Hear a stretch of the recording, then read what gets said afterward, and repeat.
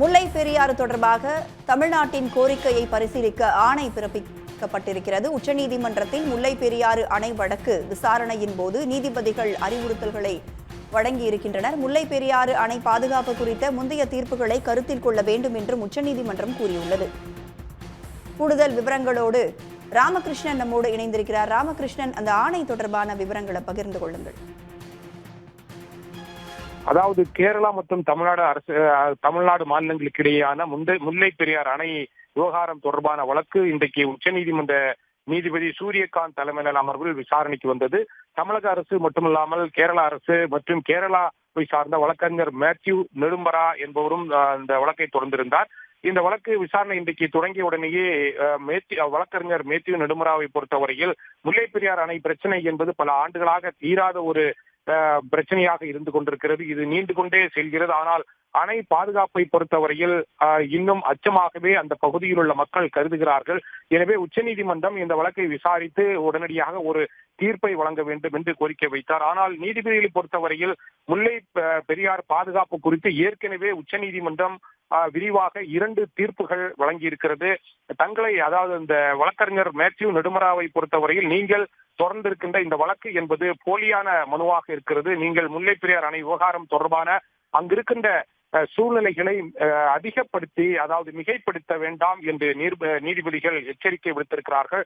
அதே சமயத்தில் முல்லை பெரியார் அணை தொடர்பாக ஏற்கனவே கடந்த முறை நாங்கள் விசாரணை செய்த போது முல்லை பெரியார் அணை பாதுகாப்பு குழு கூட்டம் நடத்தப்பட வேண்டும் என்று நாங்கள் தெரிவித்திருந்தோம். அந்த அடிப்படையில் கூட்டங்கள் நடத்தப்பட்டதா என்று மத்திய அரசு தரப்பில் ஆஜராயிருந்த வழக்கறிஞரிடம் கேள்வி எழுப்பினார்கள். இதற்கு பதிலளித்து பேசிய மத்திய அரசு தரப்பு வழக்கறிஞர் கடந்த மாதம் நடைபெற்ற கூட்டத்தில் ஆலோசனை நடத்தப்பட்ட விவரங்களை உச்சநீதிமன்ற நீதிபதிகளிடம் எடுத்துக் கூறினார்கள். மேலும் கடந்த முறை நடைபெற்ற கூட்டத்தில் கேரளாவை பொறுத்தவரையில் முதலில் அந்த பராமரிப்பு பணிகளை மேற்கொள்வதற்காக அந்த பகுதியில் இருக்கின்ற மரங்களை வெட்டுவதற்கு அனுமதி வழங்கப்பட்டது. ஆனால் மீண்டும் கேரள அரசு என்பது அதை தடுத்து நிறுத்தி கொண்டிருக்கிறது. பராமரிப்பு பணிகளை மேற்கொள்வதற்கு அவசியமாக ஒன்றாக இருக்கிறது. ஆனால் கேரள அரசு தொடர்ந்து மறுத்து வருகிறது. நாங்கள் அந்த பராமரிப்பு பணிகளை மேற்கொள்வதற்கு பாதுகாப்பு குழு என்பது கேரள அரசுக்கு வேண்டுகோளை விடுத்திருக்கிறது என்று மத்திய அரசு தரப்பில் தெரிவிக்கப்பட்டது. கண்காணிப்பு குழு மற்றும் இரு மாநில அரசுகளினுடைய கூட்டம் எந்த முடிவும் எட்டப்படவில்லை என்றால் மத்திய அரசு ஏன் முடிவெடுக்கவில்லை என்ற ஒரு கேள்வியையும் எழுப்பினார்கள். ஆனால் முதலில் பராமரிப்பு பணிகளுக்கு அனுமதி அளித்த கேரள அரசு பின்னர் மறுத்தது ஏன் என்பதற்கும் பதிலை அளித்தது. கேரள அரசு தொடர்ந்து இது போன்று முட்டுக்கட்டைகளை கொடுத்து வருகிறது என்று தமிழக அரசின் சார்பிலும் வாதங்கள் முன்வைக்கப்பட்டது. கடந்த 2006ஆம் ஆண்டு உச்சநீதிமன்றம் தெரிவித்த அந்த தீர்ப்பு மட்டுமல்லாமல் உத்தரவுகளையும் தமிழக அரசு சார்பில் நீதிபதிகளிடம் தெரிவிக்கப்பட்டது. கடந்த 19 ஆண்டுகளாக புதிய அணை கட்ட வேண்டும் என்ற கேரள அரசு கூறி வருகிறது. ஆனால் புதிய அணை கட்ட வேண்டிய அவசியம் இல்லை, ஏற்கனவே இருக்கின்ற அணையே போதுமானதாக இருக்கிறது என்று தமிழக அரசு சார்பில் வாதங்கள் முன்வைக்கப்பட்டது.